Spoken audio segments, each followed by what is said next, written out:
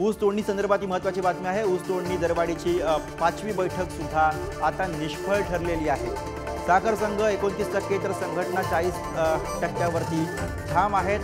4 किंवा 5 जानेवारीला आता पुन्हा एकदा अंतिम बैठक घेणार असल्याची माहिती समोर येते।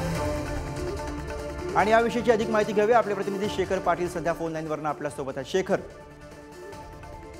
गुरु, आपल्याला माहित आहे की 2 दिवसांपासून ऊसतोड मजुरांचं आणि वाहतूकदारांचं आंदोलन जे आहे ते कोयता बंद आंदोलन सुरू आहे आणि याच पार्श्वभूमीवरती आता एक बैठक देखील पार पडलेली आहे। राज्य साखर संघाचे पदाधिकारी आणि ऊस तोडणी वाहतूक कामगार संघटनांचे प्रतिनिधी त्यांची मांजरी येथील वसंतदादा शुगर इन्स्टिट्यूट मध्ये ही बैठक जी आहे ती पार पडलेली आहे।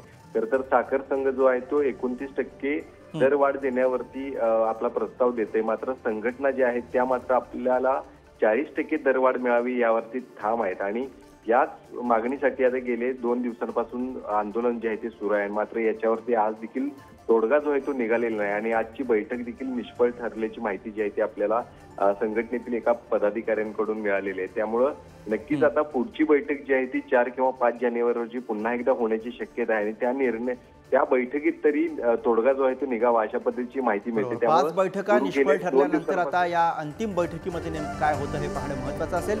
धन्यवाद शेखर या सविस्तर माहितीसाठी।